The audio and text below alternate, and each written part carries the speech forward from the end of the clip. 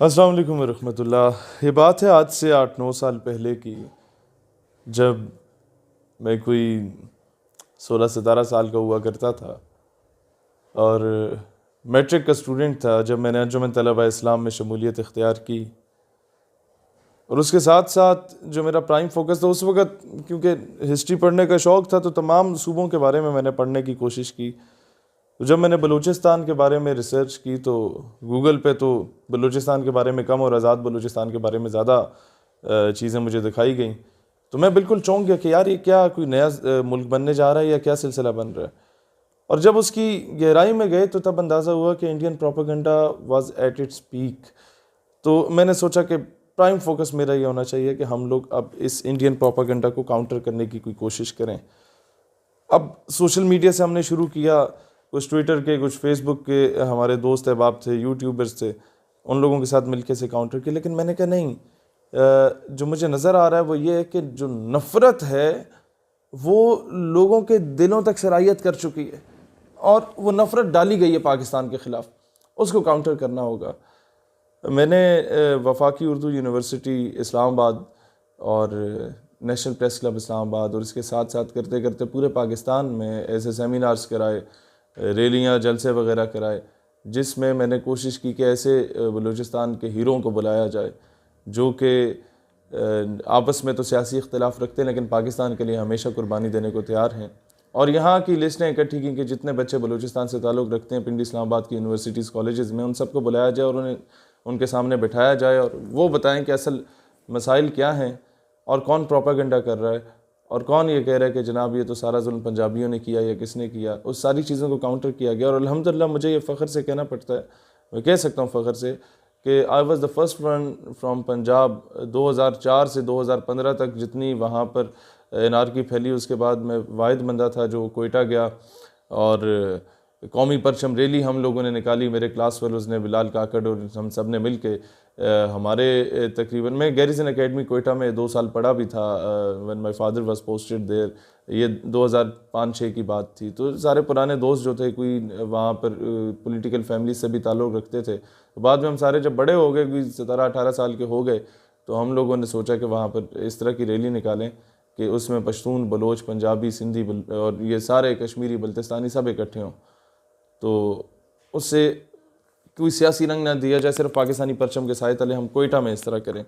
और उस वक़्त ये मैं जानता हूँ कि जो डेथ थ्रेट्स हमें मिला करती थी BLA की जानिब से, BRA की जानिब से, BSO की जानिब, BSO आज़ाद की जानिब से एंड देन BLF की जानिब से, वो हम बेहतर जानते। खैर हमने वो उस वक़्त इतना पब्लिसाइज इससे नहीं किया था क्योंकि ज़ाहिर है आवाम का मोराल डाउन होता था।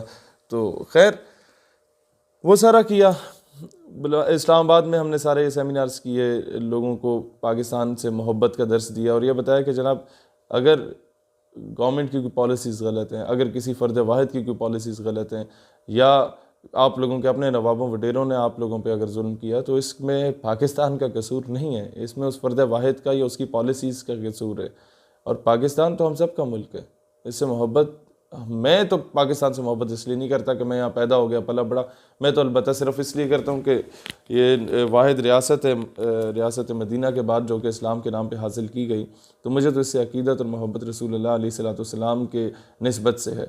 नाउ कमिंग फॉरवर्ड, वो दिन भी था जो मेरी ज़िंदगी की ख्वाहिश थी कि डेरा बुगटी में सुई का इलाका, जहाँ सबसे ज़्यादा एनार्की किसी दौर में हुआ करती थी, वहाँ पर मगरिब के बाद कोई बाहर निकल नहीं पाता था। रात को 11 बजे हम लोगों ने वो जलसा प्रोलॉन्ग किया, 11-12 बजे तक, पाकिस्तान जिंदाबाद के नाम से। जहाँ 4-5 हज़ार वोट लेके किसी दौर में लोग MP MNA बना करते थे, वहाँ 7 हज़ार लोगों का, सिर्फ मर्दों का वहाँ जलसा हुआ। और अल्हम्दुलिल्लाह पाकिस्तानी परचमों के साथ आए, किसी सियासी जमात के परचमों के साथ लोग नहीं आए। और मुझे अब भी याद है चीफ़ ऑफ बुगटी जान बुगटी भाई ने मेरी दस्तारबंदी भी की, वो बलोच दस्तार पहनाई मेरे सर पे।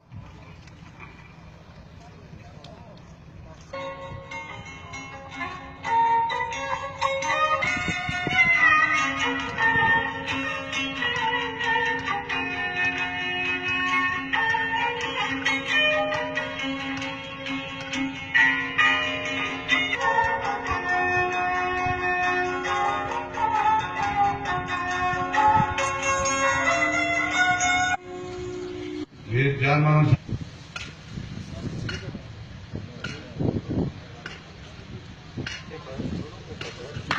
तालियां।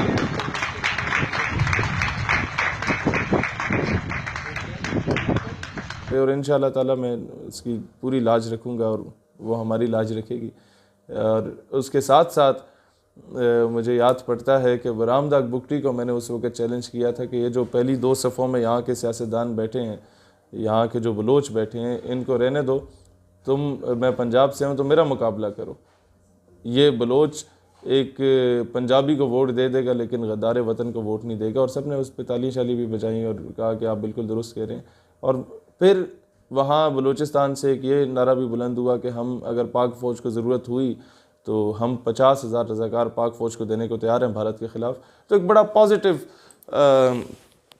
इसके नताइज आए सामने। फिर आते हैं हम फ़लस्तीन कॉज पर।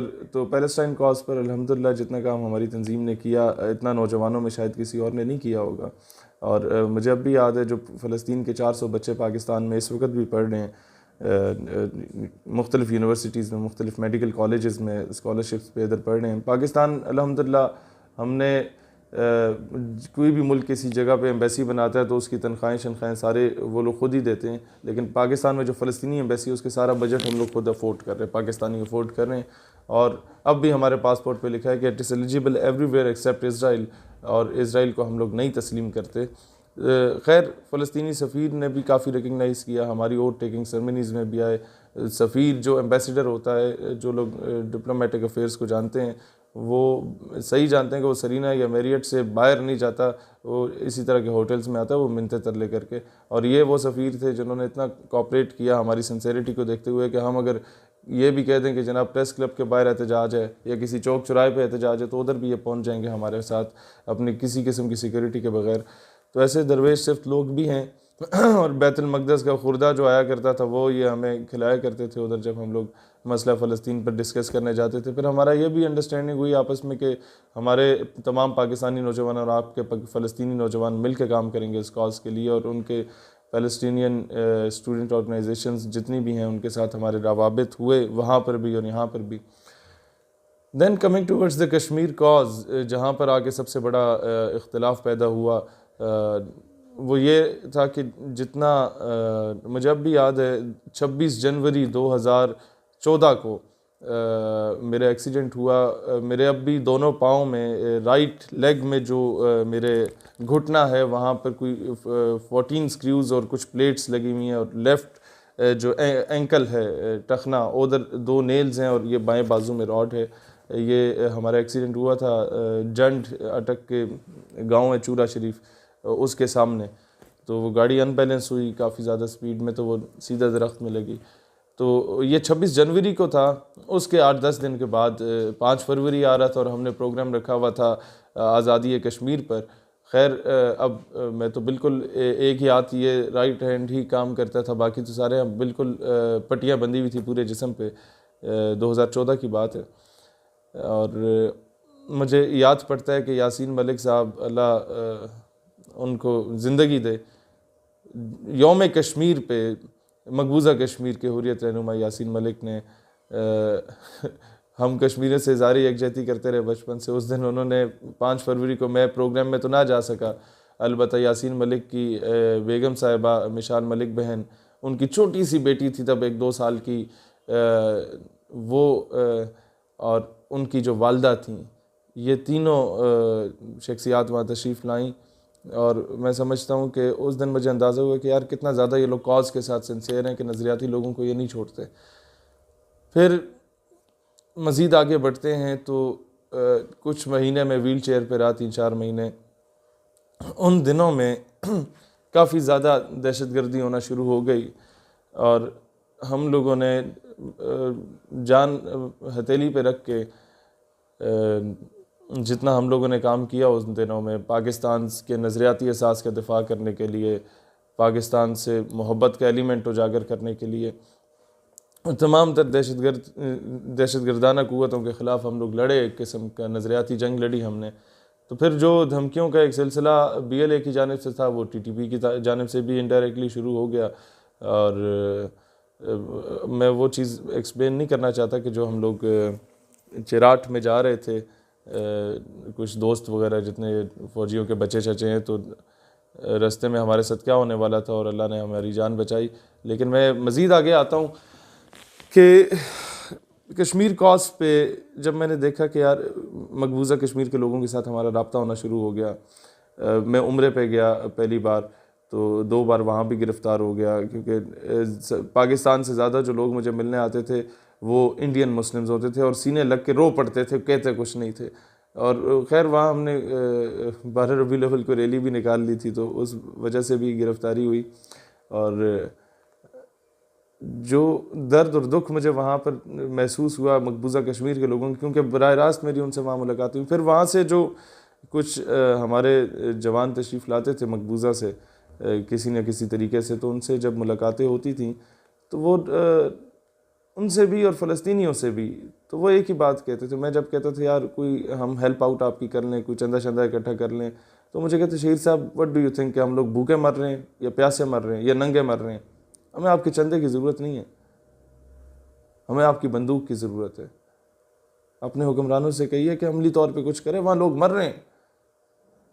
खैर वहाँ से जब हमने ये कहना शुरू किया कि जनाब अब कश्मीर वाकई पाकिस्तान की शहरक है, तो शहरक को तो काटा जा रहा है और उसको बचाने के लिए इंडिया की गोली का जवाब हमें गोली से देना होगा। हमें अक़वाम मुत्तहिदा के चरणों में बैठ के मिन्नतें नहीं करनी होंगी, हमें अमेरिका के गिट्टों में बैठ के कश्मीर की जंग नहीं लड़नी होगी, हमें हकीकी मायनों में कश्मीरियों के लिए कुछ करना होगा। तो वो लोग जो कि रज़ाई से कभी नहीं निकले और फेसबुक इस्तेमाल करते रहे, उन लोगों ने हम पे गद्दारी के ठप्पे भी लगा दिए। खैर हम फिर भी उनकी इज़्ज़त करते हैं, क्योंकि ये इनमें से कई ऐसे लोग हैं जिनकी वजह से पाकिस्तान को फ़ायदा भी बहुत ज़्यादा हुआ, क्योंकि इन लोगों ने दुश्मन के प्रोपेगेंडास को काउंटर भी किया। लेकिन दुख इस बात का होता है कि आज हमें लोग कहते हैं कि पता नहीं पैराशूटर्स हैं अचानक सामने आ गए। ये 2020 है और मैं जब उठा था वो 2012-13 का वक्त हुआ करता था, और उस वक़्त कोई ऐसी बात करने वाला नौजवान नहीं होता था। उस वक़्त जितनी तलबा तंजीमात भी बनी थी आपस में लड़ने का काम करती थी, और मुझे फ़ख्र है इस बात पे कि तमाम तलबा तंजीमात, चाहे किसी भी सियासी या मसलकी या मज़हबी जमात से उनका ताल्लुक़ हो, मेरे साथ उनके बहुत अच्छे ताल्लुकात रहे और अब भी हैं। अब तो खैर स्टेट यूथ पार्लियामेंट के अलाइंस में सारे इनके स्टूडेंट लीडर्स जो क्रीम है उन्हें हमने ऑन बोर्ड लिया, वो शामिल हैं। पाकिस्तान के लिए मैं समझता हूँ जो कुछ हम लोगों ने किया वो कोई पाकिस्तान इसका मकरूज़ नहीं था, ये हम पे कर्ज था कि जो माएँ बहनें बेटियाँ उस वक़्त कुएं में छलांग लगा देती थीं अपनी इज़्ज़त बचाने के लिए at the time of partition, जिन माओं ने अपने ज़ेवरात बेचे थे, वो बेटी जो अपने बूढ़े बाप के साथ वो जवान बेटी आ रही थी और उसके बाप को रस्सियों से जकड़ लिया और उसके सामने कुफार ने उसकी बेटी की इस्मत गिरी की 1947 में, और उसकी छाती काट के उसे उसके बाप की गोद में फेंक दी, और बेटी अपनी ज़िंदगी की आखिरी सांसें ले रही थी और कह रही थी कि अब्बा पाकिस्तान को मेरा सलाम कहना। ये चीज़ें जब मुझे लोग आके बताते हैं ना, तो हमसे सोया नहीं जाता। अक्सर सारी सारी रात जागते रहते हैं और ये सोचते रहते हैं यार इस मुल्क के लिए क्या कर सकते हैं हम, अपने मज़हब के लिए क्या कर सकते हैं हम। लेकिन अफसोस इस बात का होता है कि फिर अगर आपको किसी बात से हमें इख्तलाफ रहता है तो आप आके गद्दारी के ठप्पे लगा देते हैं। देखिए सच को हमें तस्लीम करना चाहिए। आफिया सिद्दीकी को बेचा गया, तस्लीम करो, ना छुपाओ झूठ को। वो कौम की बेटी है, उसकी जगह तुम्हारी माँ बहन बेटी को भी बेचा जा सकता था। फिर क्या करते? फिर भी कहते कि नहीं बस ठीक है, हमें बर्दाश्त कर लेना चाहिए। अहमद कांसी को यहाँ से उठा के बेचा गया, जो मुसलमानों का एक बहुत बड़ा खैर ख्वाह था। हुआ, हज़ारों लोगों को बेचा गया, हज़ारों लोगों को उठवाया गया। मुझे सबसे ज़्यादा दुख तब होता है जब कश्मीर में बग़ैर तनख्वाहों के शहादतें देने वाले मुजाहिदीन, उनको हम दहशतगर्द कह देते हैं किसी इंटरनेशनल प्रेशर में आगे, फिर कहते हैं FATF, फिर कहते हैं माशी इस्तिसाल, फिर हम कहते हैं पैसे नहीं है, फिर हम कहते हैं भूखे नंगे मर गए। यार एक बात, शायद आपको इख्तलाफ है तो आप ज़रूर रखें आप, लेकिन कम से कम पाकिस्तान का गद्दार ना कहा करें। मैं अक्सर MNAs, MPs, मिनिस्टर्स, सेनेटर्स को सामने बिठा के अक्सर कॉन्फ्रेंसेस में एक करता हूँ कि जनाब अब मज़ीद बर्दाश्त नहीं हो सकता, आप कुछ अमली तौर पे करें। तो अक्सर लोग मुझे गुस्से में आके कहते हैं कि शहीर आप बड़े समझदार हो, हमसे ज़्यादा पढ़े लिखे ख़ुद को तसव्वुर करते हो, अगर जंग हो गई और बांग्लादेश की तरह कोई हिस्सा हमसे अलग हो गया तो कौन ज़िम्मेदार होगा? आप ज़िम्मेदार होंगे। मैं कहता हूँ सर हाँ मैं ज़िम्मेदार हूँगा, क्योंकि आज से 200 साल के बाद अगर मौरिख तारीख़ लिखेगा तो ये ज़रूर लिखेगा कि पाकिस्तान हारे हुए लश्कर में था, लेकिन मौरिख ये कभी नहीं लिखेगा कि पाकिस्तान बुज़दिल और बेगैरत हो चुका था। मैं अक्सर इस तरह के सेमिनार्स कॉन्फ्रेंसेस में जाता हूँ कश्मीर पर, और बड़े आसानी से प्यार मोहब्बत से हंस के बड़े बड़े सीनियर लोग ये बातें कर रहे होते हैं कि कश्मीर में मैदान करबला बरपा है, तो मैं रोक लेता हूँ उन्हें। मैं कहता हूँ सर कश्मीर में मैदान करबला वाकई बरपा है? कहते हैं हाँ हाँ बरपा है। मैंने कहा हिंदुस्तानी फ़ौज क्या है फिर? कहता है यजीदी है। मैंने कहा तो कश्मीरी क्या हैं? कहते हैं हुसैनी हैं। मैंने कहा सर मुझे यह ना बताएं कि कश्मीरी फ़ौज, कश्मीरी अवाम मुजाहिदीन जो हैं वो हुसैनी हैं और हिंदुस्तानी फ़ौज यजीदी है। मुझे सिर्फ इतना बताएं कि कूफे वाला कौन है। डरो उस वक्त से जब मौरिख हमें कूफे वालों में शुमार करेगा। तुम लोगों को शायद मेरी बात की समझ ना आए, लेकिन डरो उस वक्त से जब मौरिख हमें बुज़दिल और बगैरत लिखेगा। अमली तौर पे काम करने की ज़रूरत है, और वी आर नॉट पैराशूटर्स, किसी के कंधे पे रख के बंदूक नहीं चलाते। या जो लोग कह रहे हैं ज़ालिम ले रहे होते हैं, किस चीज़ का ज़ालिम? वो अमेरिकन एम्बेसी वाली बात आती है कि वहाँ से जब से आया तो ये PTM का हामी हो गया। भाईजान कोई पहले तहकीक कर लिया करो। ये 2014 की बात है। अमेरिकन एम्बेसी में अमेरिकन एम्बेसी एक और USAID के इश्तराक से ये लोग एक डिबेट कंपटीशन ऑर्गेनाइज़ कर रहे थे, जिसमें कहा था कि जी is education necessary for peace, क्या तालीम अमन के लिए ज़रूरी है? आप इसके हक़ में बोलें या ख़िलाफ़ बोलें। मेरे HOD ने, मैं army public college of management and sciences में पढ़ता था, उनके शहीर तुम अच्छे तकरीर शकरीर कर लेते तो जाओ। मैंने कहा सर मैं अव्वल तो डिबेट कॉम्पिटिशन्स में हिस्सा नहीं लेता, मैं तो वैसे मुकर्रर हूँ, लेकिन यहाँ तो बिल्कुल भी नहीं जाऊँगा। पीछे अमेरिका का झंडा लगा होगा, सामने मैं तकरीर कर रहा हूँगा, तो कोई भी तस्वीर लगा के बोलेगा गद्दार हो गए। मैं वापस आया क्लास में, देन आई रियलाइज्ड कि यार नहीं, हम लोग जो अमेरिका का झंडा पिछले 4-5 सालों से जला रहे थे उसका तो कोई फ़ायदा नहीं है। अखबार के नुक्कड़ में वो भी लोकल अखबार के नुक्कड़ में कोई छोटी सी सुर्खी लगी होती है कि शहीद सियालवी ने अमरीकी परचम नजर आतिश किया, अपने गम गुस्से का इजहार करते हुए कहा कि हम लोग अमरीकी ग़ुलामी नहीं करेंगे। मैंने कहा इसका क्या फ़ायदा? मुझे रियलाइज़ हुआ, मैंने कहा जाके मुंह पे बात करेंगे उनके सफ़ीरों काबीना के सामने। मैं गया HOD साहब के पास, मैंने कहा सर मैं जाना चाहता हूँ। HOD साहब ने हंस पड़े, उन्हें अंदाज़ा हो गया कि अब ये करना क्या चाह रहा है। उन्होंने कहा शहीद तो मुझे ज़रा तकरीर लिख के दो ना, और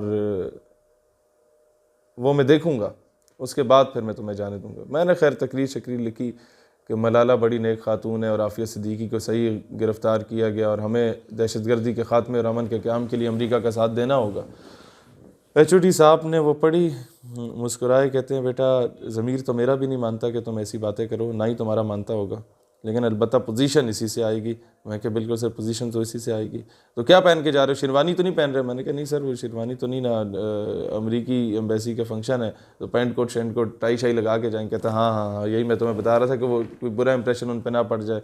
हम पहली बार ही हमारी यूनिवर्सिटी को जाने दे रहे हैं तो कोई अच्छा इंप्रेशन पड़े। खैर मैं आया, मैंने कहा यार अब वहाँ सच तो बोलना है लेकिन ज़रा सपोर्ट भी लेके जानी चाहिए। मैंने सर के पास दोबारा चले गया। मैंने कहा सर आपको पता है हमारा इदारा पहली मरतबा जा रहा है किसी एम्बेसी के प्रोग्राम में, तो इलेक्ट्रिकल इंजीनियरिंग, सॉफ्टवेयर इंजीनियरिंग और BBA के बैच के 10-10 बच्चों को हम लोग ऑन बोर्ड लेते हैं। आप इजाज़त लें कि ऑडियंस के लिए हमें 30 बंदे चाहिए और एक एक टीचर भी हम रख लेते हैं उसमें, ताकि बच्चे डिसिप्लिन उनका मेंटेन रहे। तो जब मैंने ये कहा कि टीचर भी रख लेते हैं तो उनके वहम गुमान में भी नहीं आया कि ये कोई जाके वहाँ पर दंगा शंगा करने के इरादे में। खैर उन्होंने कहा बिल्कुल ठीक है, तो मुझे लिस्टें प्रोवाइड करो किस किस को लेके जाना चाहिए। मैंने कहा सर मैं आपको लायक बच्चों की लिस्टें देता हूँ। अब ज़ाहिर है वो एक डिपार्टमेंट के HOD थे, तो बाकी डिपार्टमेंट्स में कौन लायक है कौन नहीं है उससे तो उन्हें सरोकार नहीं था। तो मैंने जितने दान नुमा टाइप, माजरत के साथ वो सुन भी रहे हो, मतलब हटे कटे ज़बरदस्त दबंग टाइप हमारे जो दोस्त अहबाब होते थे तमाम डिपार्टमेंट्स के, उन सब के नाम वहाँ तहरीर किए। और टीचर्स जो 3 हमने रखे वो रखे जो हमारे टाइप के फ्रेश होते थे, जिन्होंने फ्रेश BS ऑनर्स या MS किया होता था और आ जाते थे वहाँ विजिटिंग फैकल्टी के लिए। तो हमारा एज डिफरेंस इतना नहीं होता था, तो गपशप आपस में अच्छी होती थी। उनको भी हमने ऑन बोर्ड लिया। उन्हें कहा सर आप जाएंगे एम्बेसी का प्रोग्राम है, तो बड़े खुश हो गए कि हाँ चलेंगे इंशाल्लाह। खैर कोस्टर अरेंज हो गई, एम्बेसी के जो भी लड़के शड़के थे उनसे बात होगी कि भाई हमारी ऑडियंस वाले भी आना चाहते हैं तो आप इजाज़त दे दें। उन्होंने कहा जी you are more than welcome, हमें तो इंतज़ार होता है कि कोई सुनने वाला भी आया हुआ हो। खैर 78 एजुकेशनल इंस्टीट्यूट्स के डिबेटर्स गए, बीच में शहीद सियालवी साहब भी गए और 30 बंदे हमारे साथ और चले गए और 3 वो टीचर्स। रस्ते में जनाब पेट्रोल पंप आता है, मैं उन्हें कहता हूँ जनाब ज़रा गाड़ी रोको, पेंट कोट मैंने पहना होता है और साथ एक थैला सा पकड़ा होता है, तो गाड़ी रोको यार मैं वॉशरूम जाना है। गया वॉशरूम में, तो शहीद साहब जा पेंट कोट में रहे हैं, वॉशरूम से निकल रहे हैं तो शेरवानी ओढ़ी हुई है। तो वो कहते हैं यार ये क्या चक्कर है। मैंने कहा यार गाड़ी में बैठो फिर बताता हूँ। अभी हमारी यूनिवर्सिटी से जो नेशनल लाइब्रेरी जहाँ पर एम्बेसी अपना प्रोग्राम करा रही थी, उसका सफ़र कोई है 25-30 किलोमीटर का, तो घंटा लग ही जाता है। इस्लामाबाद पिंडी की सड़कों पर रश भी होता है। तो रास्ते में मैंने उन्हें कहा यार चक्कर ये है कि जो तकरीर मैंने कल सर को सुनाई थी और तुम लोगों को भी सुनाई थी, मैं वो तकरीर नहीं कर रहा। तो क्या कर रहे हो फिर? मैंने कहा यार मैं तो सच बोलने जा रहा हूँ आज, या आर होएगा या पार होएगा। कहते नहीं यार असी सारे कटे जाएंगे। मैंने कहा यार बात यह है कि अगर निकाले गए तो पाकिस्तान की ज़मीन बड़ी ज़रखेज़ है, और जब लोगों को यह पता चलेगा कि इन्होंने अमेरिका की आंखों में आंखें डाल के बात की हैं, तो तुम लोगों को अगर निकाला भी गया तो अच्छी अच्छी यूनिवर्सिटीज़ में लोग तुम्हें एडमिशन भी दिलवाएंगे और तुम्हारे अखराजात भी खुद अफोर्ड करेंगे। तो वो थोड़े से खैर उन्हें मैंने मुतमईन कर लिया और मैंने कहा बस मैं तकरीर शुरू करूँगा तो तुम लोगों ने जो है ना वो कर देने, सपोर्ट इस तरह करनी है कि किसी की ज़रूरत ना हो आके मुझे रोके। खैर मैं तकरीर करने गया, क्या तकरीर की वो आप देख लेंगे। मुझे खुशी इस बात की हुई कि जब वो सेमिनार ख़त्म हुआ, सेमिनार क्या डिबेट कंपटीशन ख़त्म हुआ, तो ज़ाहिर है अब इनाम तो मुझे नहीं मिलना था, क्योंकि सच हमेशा कड़वा होता है और सच बोलने वाले को बागी और गद्दार का लेबल भी मिलता है। लेकिन तकरीर करके मैं ऑडिटोरियम से सीधा बाहर निकल गया और आधा ऑडिटोरियम जिंदाबाद मुर्दाबाद के नारे लगाता हुआ। What is the literacy rate of United States of America? It's 99%. If education is necessary for peace, then the so-called champion of human rights and world's most well-educated nation, the United States of America, would not be responsible for the insurgency and terrorism in Iran, in Iraq, in Syria,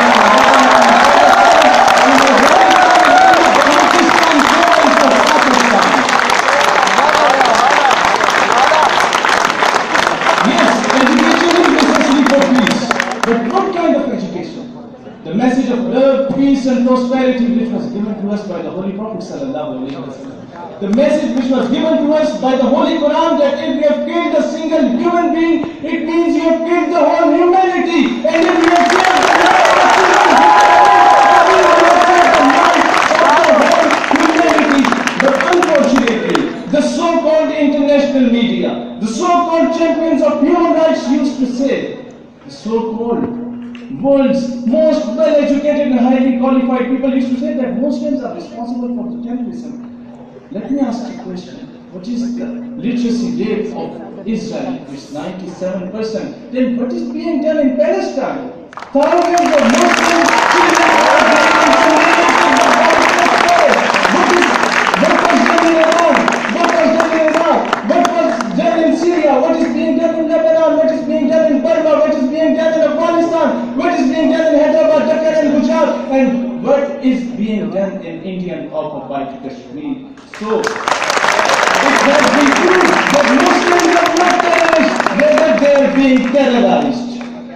बाहर निकल गया और मुझे फ़ख्र इस बात का हासिल है, इस तकरीर में आपने सुना होगा कि मैंने I am the first one जिसने अमेरिकन एम्बेसी के प्रोग्राम में नामूस रिसालत सल्लल्लाहु अलैहि वसल्लम के दिफा की बात की। For peace, then Charlie Hebdo of the most well-educated country, France, would not be responsible for the anarchy in the entire Muslim world.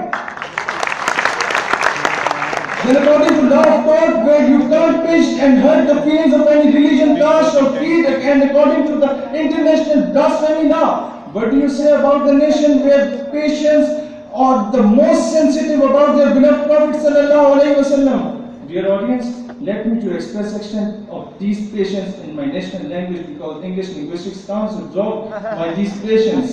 हमने हर दौर में नामों से रिसालत के लिए की है, छोड़कर सियासत का सिलसिला फुसूल, फकत एक नाम मोहम्मद से मोहब्बत की है।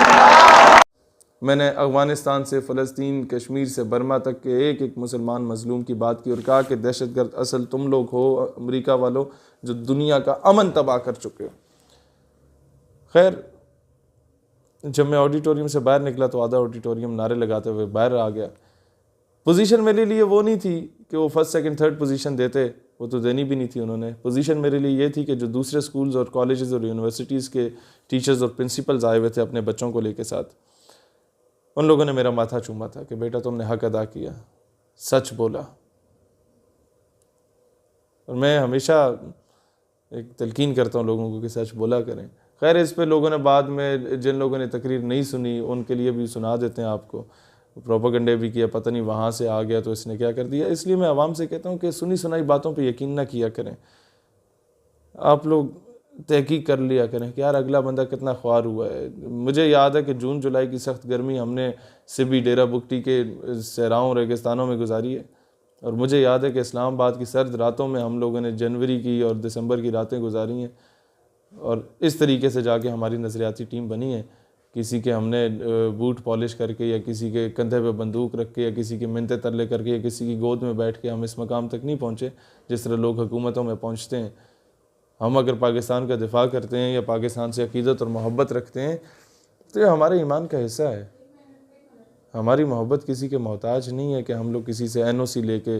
और यही बात सिर्फ मैं कहूँगा कि हमें पाकिस्तान से वफादारी के सर्टिफिकेट किसी से नहीं चाहिए। ये जो सर्टिफिकेट बांट रहे होते हैं, हम इनसे ज़्यादा बड़े मुहिब वतन हैं।